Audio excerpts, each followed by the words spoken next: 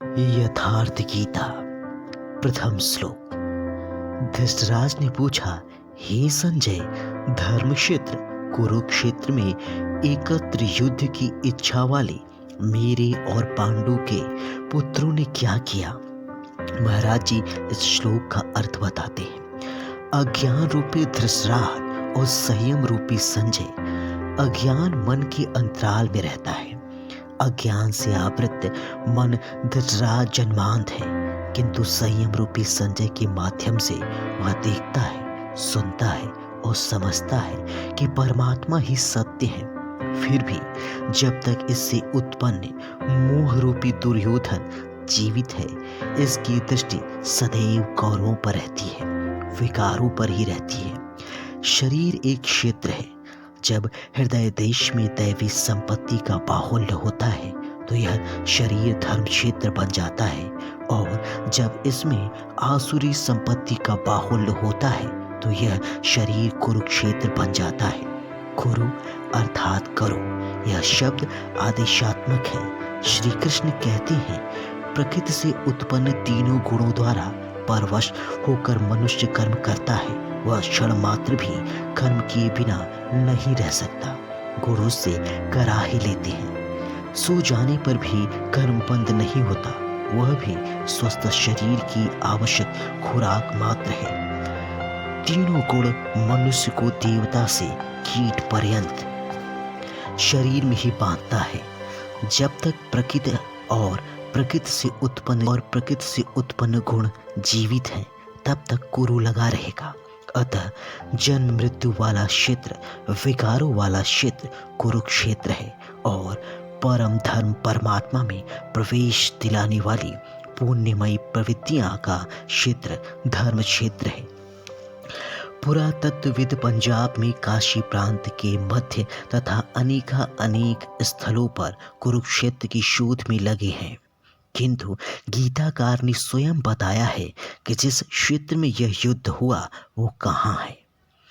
इदम शरीरम कौन्तेय क्षेत्र मिद्य धीयते।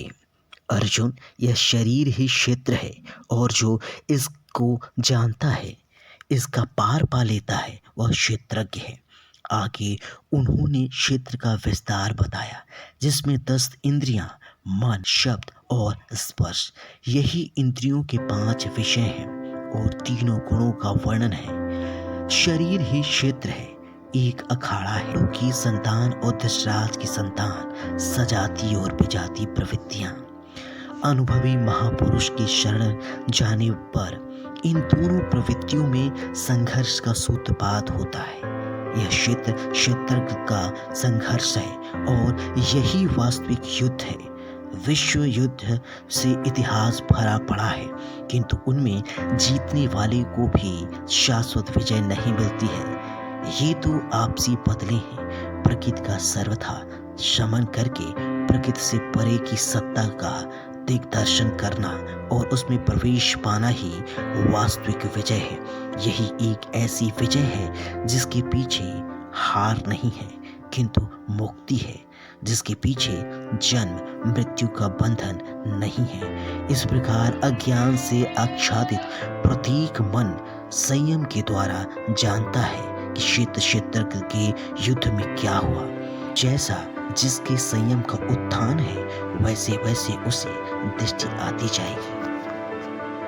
यथार्थ गीता दूसरा श्लोक। उस समय राजा दुर्योधन ने व्यूह रचना युक्त पांडवों की सेना को देखकर द्रोणाचार्य के पास जाकर यह वचन कहता है। द्वैत का आचरण ही द्रोणाचार्य है। जब जानकारी हो जाती है कि हम परमात्मा से अलग हो गए हैं, यही द्वैत का भाव है।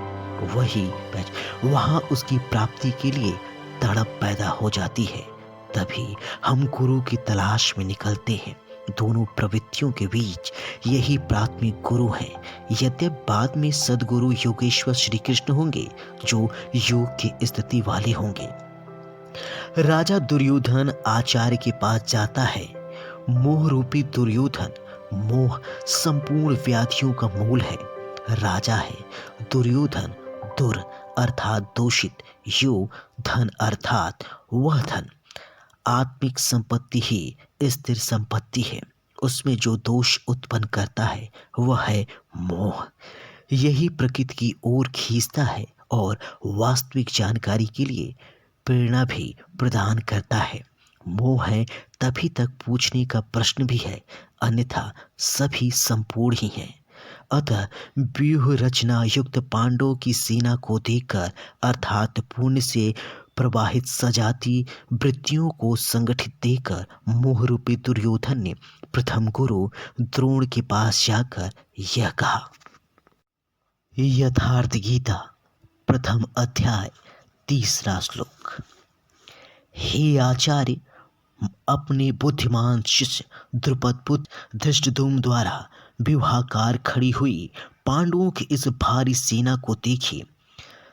शाखाकार खड़ी हुई पांडवों की इस भारी सेना को देखिए।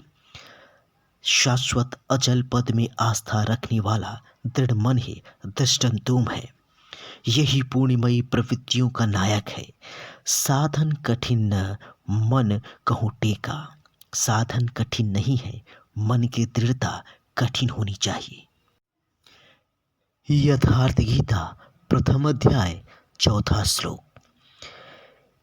इस सेना में महेश्वासा महान ईश में वास दिलाने वाले भाव रूपी भीम, अनुराग रूपी अर्जुन के समान बहुत से शूरवीर हैं, जैसे सात्विकता रूपी सात्विक, विराट सर्वत्र ईश्वरीय प्रवाह की धारणा, महारथी राजा द्रुपद अर्थात अचल स्थिति।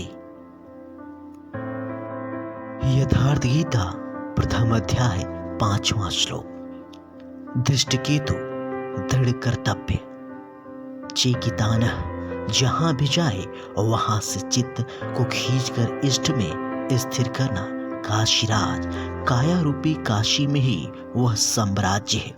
पुरोचित स्थूल सूक्ष्म और कारण शरीरों पर विजय दिलाने वाला पुरोचित। कुंती भोज कर्तव्य से भाव पर विजय, नरों में श्रेष्ठ शैव्य अर्थात सत्य व्यवहार। ये यथार्थ गीता का 1 से 5 श्लोक का अर्थ है।